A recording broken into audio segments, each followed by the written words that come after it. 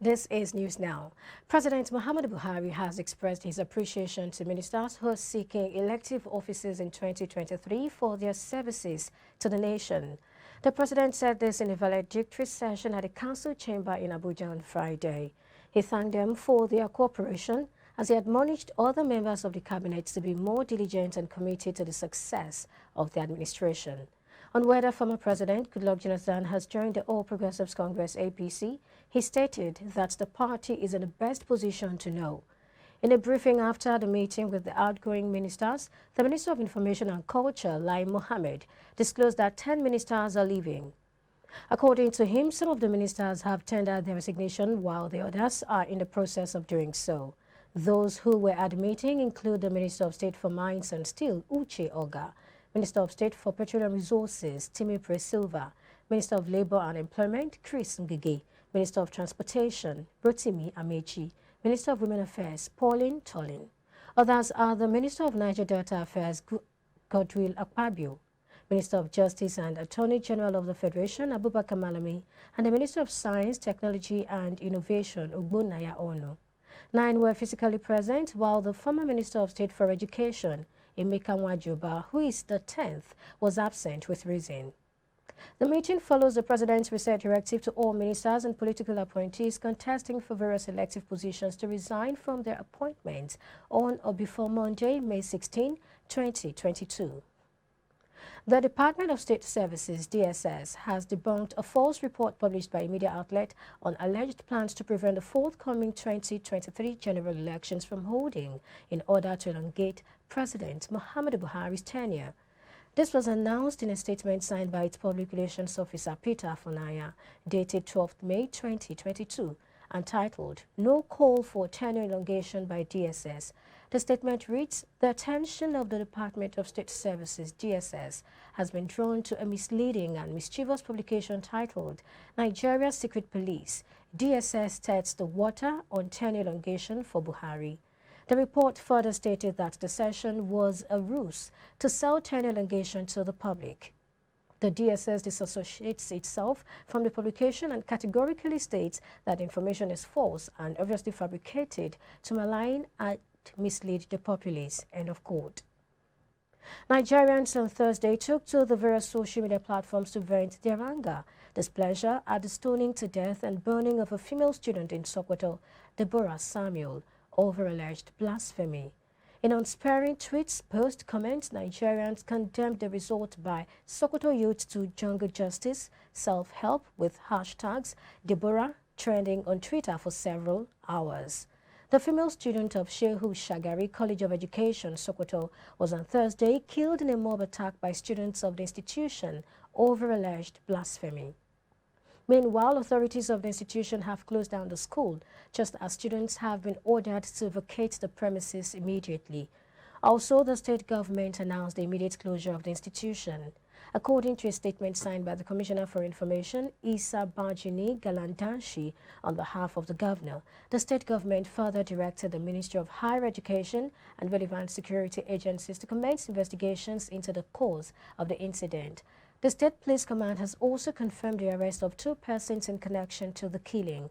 This was contained in a press statement signed by the command spokesperson, ASP Sanusi Abubakar, and made available to newsmen on Thursday. Meanwhile, Governor Tambawal has cut short his engagement in Abuja following the killing of the student and returned to Sokoto, where he held a closed-door meeting with heads of security agencies in the state, as well as the state chairman of the Christian Association of Nigeria, CAN, Reverend Father Nuhu Iliya, at the government house. The Director General, State Security Service, SSS, Yusuf Bichi, says the service has removed a journalist, LANRE AROGUNDADE, from its watch list in which his name featured for 38 years. Bichi said this when a delegation from the Nigerian chapter of the International Press Institute, IPI Nigeria, visited him in Abuja. The Secretary of IPI Nigeria, Ahmed Shekarau, in a statement on Thursday, said the visit was part of the organization's ongoing high-level engagements on the safety of journalists and press freedom in Nigeria. Shekarau said that Arogundade was on February 10 intercepted and detained by officers of the SSS upon his arrival at the Murtala Mohammed International Airport in Lagos from Banjul, Gambia. He said the director of the Lagos-based International Press Center, IPC, went to train journalists on conflict reporting. Speaking of the circumstances leading to the interception of the journalist on his arrival in Lagos, Bichi said the service acted based on a decades-long watch list, which demanded that AROGUNDADE should be quizzed whenever he returned from a foreign country. He said the journalist was put on the list during his days as the president of the National Association of Nigerian Students, NANS, between 1984 and 1985. The Nigerian Air Force has vowed to end insecurity in the country, urging Nigerians to be patient with the service. This is as it described the security challenges as dynamic and uncertain, which requires continuous review of strategies. The Director of Public Relations and Information, Air Commodore Edward Gabquet, disclosed this while fielding questions from journalists during a press briefing to herald activities for the Nigerian Air Force 58th anniversary. The Chairman Organizing Committee for NAF 58th Anniversary, Air Commodore Olasunkanmi Abidoye, said service in its 58 years of existence has grown into a formidable and respected force within the African continent and beyond. We'll take a commercial break now, and when we return, we'll bring you stories from Africa and the rest of the world. Stay with us.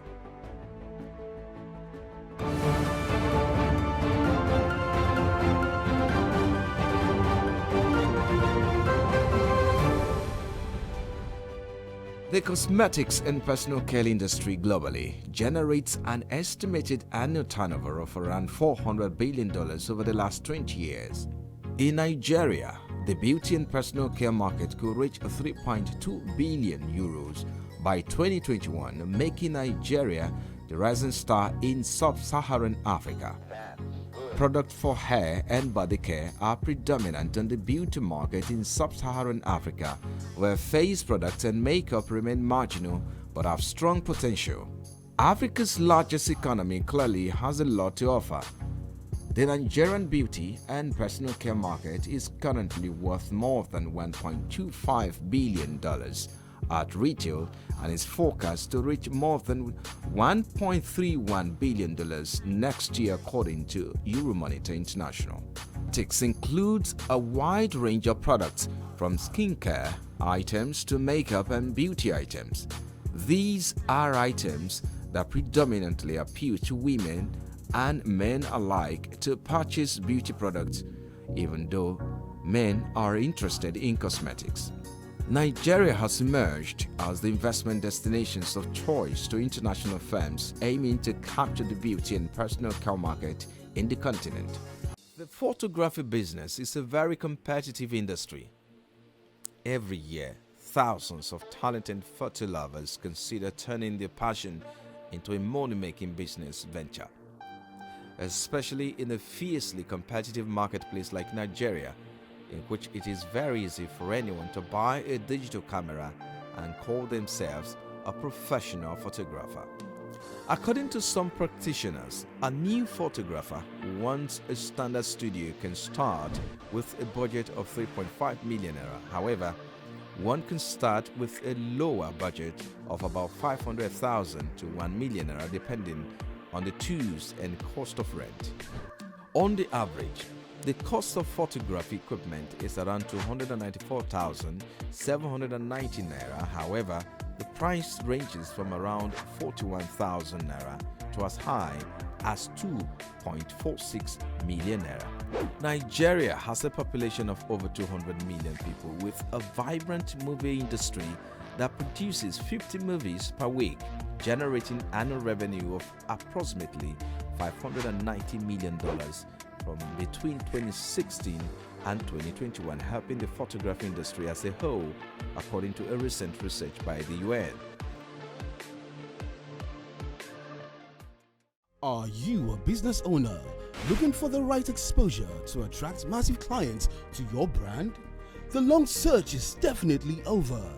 SME Hub allows you to showcase your products and services to a wide range of viewers and buyers nationwide.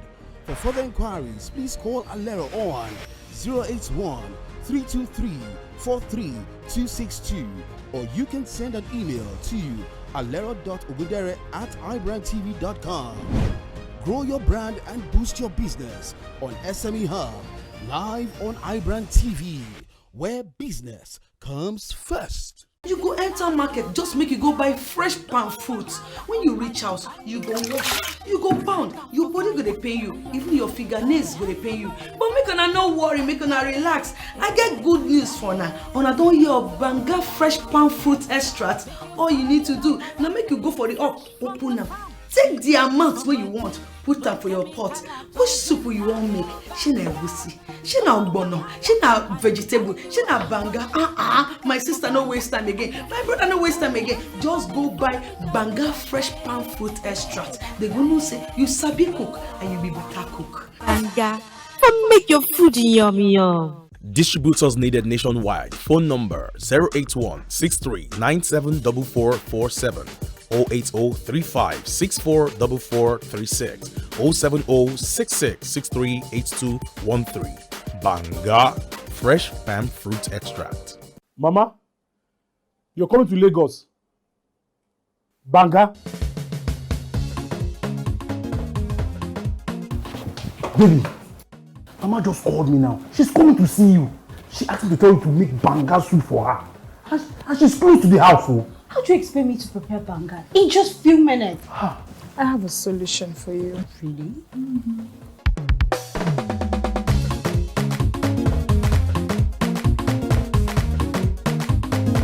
If you no sabi cook the banga, you no go enter my family.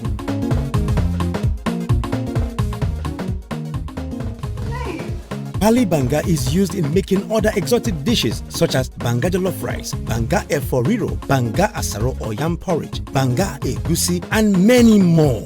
Pali banga is easy to open, no preservatives, no cholesterol, and no coloring. Approved by NAFDAC. Manufactured by Pali Agro Products Limited. Available in all leading stores and supermarkets nationwide. Pali banga, natural palm fruit extract for tasty African cuisine.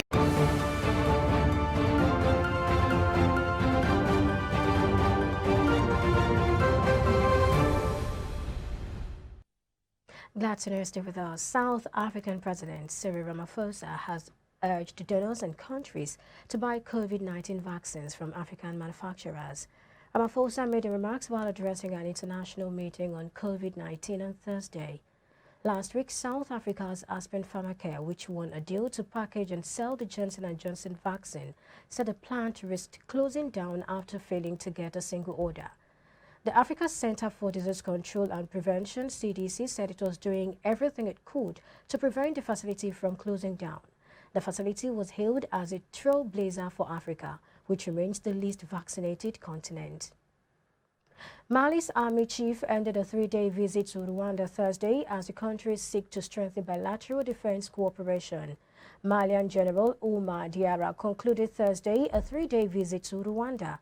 The chief of the General Staff of the Malian Armed Forces was received by his counterpart, Jean Bosco Kazura, at the Rwanda Defense Forces headquarters in Kigali.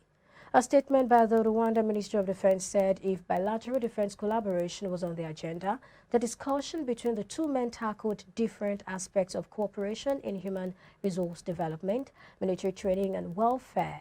During the official visit, General Oumar Diarra also met with President Paul Kagame and the Minister of Defense. Mali's army chief said the purpose of his trip was to exchange experience and expertise on capacity building of both the Rwanda Defense Force and Malian Armed Forces. And on international scene, Ukrainian forces destroyed a pontoon bridge and parts of a Russian armored column as it tried to cross a river in the Donbas region. Video footage released by Ukraine's military showed on Friday, and a Russian naval ship was set afire in the Black Sea. Ukraine has driven Russian troops back from the second-largest city of Kharkiv in the fastest advance since Kremlin forces pulled away from Kyiv and the northeast over a month ago. Ukraine is now in control of territory stretching to the banks of the Seversky Donets River, around 40 kilometers, that's 25 miles east of Kharkiv. The city, which had been under fierce bombardment, has been quiet for at least 2 weeks, but fighting continued to the north. United Arab Emirates President Sheikh Khalifa bin Zayed Al Nahyan has died, the Minister of Presidential Affairs said on Friday. He was also the ruler of the Abu Dhabi Emirate. This was revealed in a statement by the Minister of Presidential Affairs. Under the constitution, Vice President and Premier Sheikh Mohammed bin Rashid Al Maktoum, ruler of Dubai, would act as president until the Federal Council, which groups the rulers of the 7 Emirates, meets within 30 days to elect a new president. Khalifa, born in 1948, had rarely been seen in public since suffering a stroke in 2014, and his half-brother, Abu Dhabi Crown Prince Mohammed bin Zayed, known as MBZ, has been the de facto ruler of the U.S.-allied UAE, an OPEC oil producer. The ministry said UAE would observe a 40-day mourning period with flags flown at half-mast as of Friday and suspend work at all public and private sector entities for 3 days. A Ukrainian court held a preliminary hearing on Friday in its first war crimes trial arising from Russia's February 24 invasion after charging a captured Russian soldier with the murder of a 62-year-old civilian. The case is of huge symbolic importance for Ukraine. The Kyiv government has accused Russia of atrocities and brutality against civilians during the invasion and said it has identified more than 10,000 possible war crimes. Russia has denied targeting civilians or involvement in war crimes and accused Kyiv of staging them to smear its forces. The Kremlin told reporters on Friday that it had no information about a war crimes trial. Russia calls its actions in Ukraine a special operation to disarm the country and protect it from fascists, denying its forces committed abuses. Kyiv and its Western backers say the fascism claim is a false pretext for an unprovoked war of aggression. It's a wrap on this segment, and coming after now is entertainment news. Thanks for watching. I am Perpetua Fasoni Peter. Bye for now.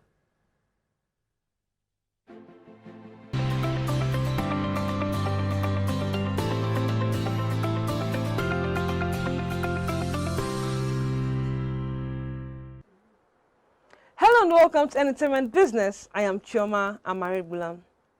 American filmmaker Mike Styles is set to produce a biopic of Nigerian showbiz maestro Charles Oputa, popularly known as Charlie Boy.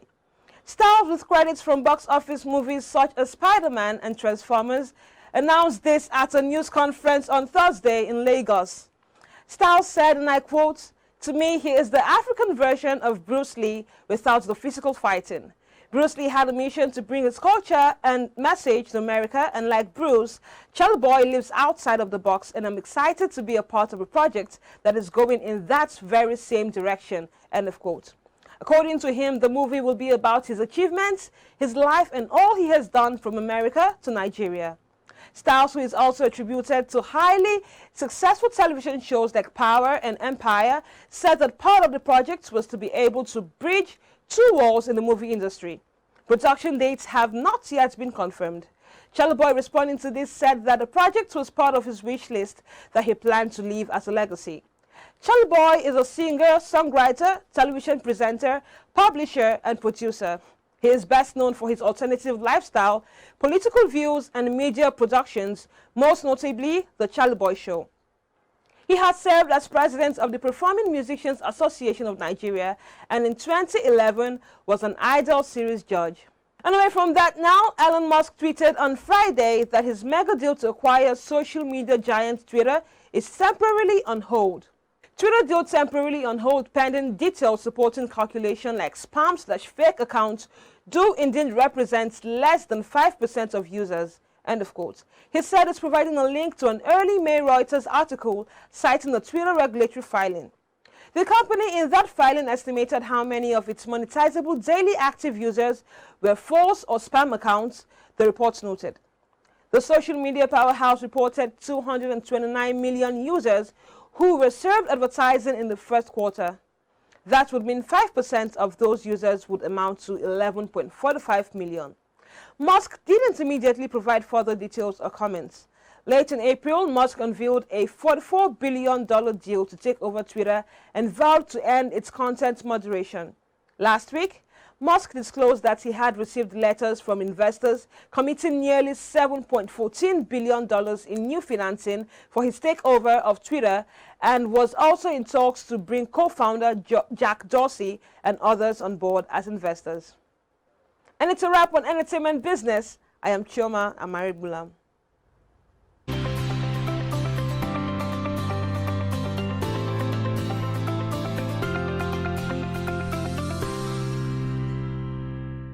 Coming up next, sport business.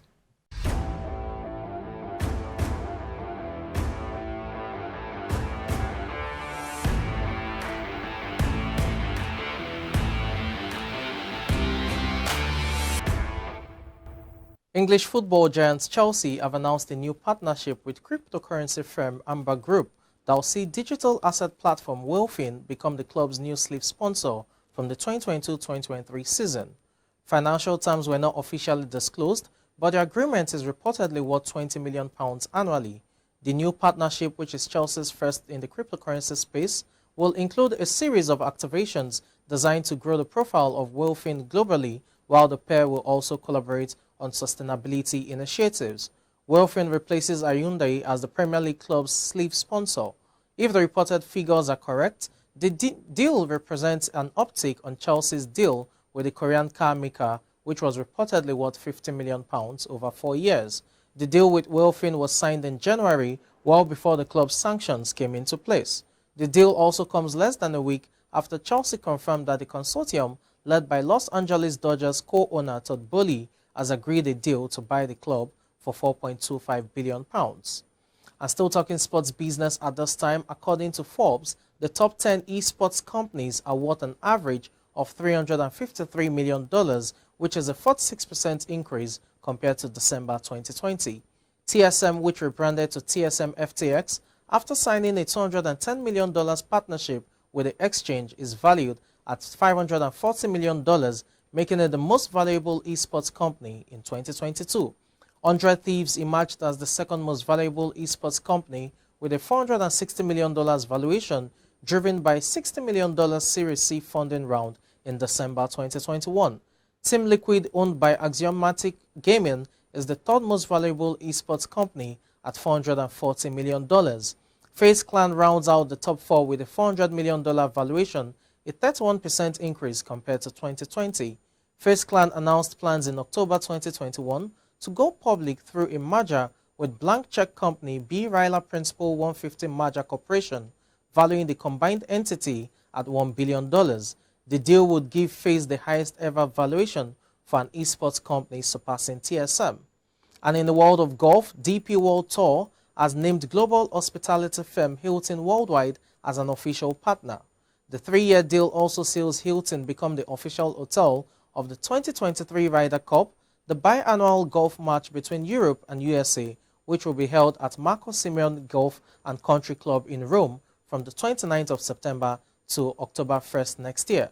In addition, Hilton will serve as an official tournament partner of 4 DP World Tour competitions, including 3 Rolex Series events, the Abu Dhabi HSBC Championship, the BMW PGA Championship, and the DP World Tour Championship. It will also be the official hotel supplier at an additional 3 tournaments on the schedule. As part of the partnership, the pair will create joint content featuring DP World Tour players. The deal will also provide Hilton Honors members with exclusive access at premium DP World Tour tournaments throughout the year, while the company will continue to accommodate the tour's players and staff at its hotels. And that's it on sports business. I'm Samson Oleide.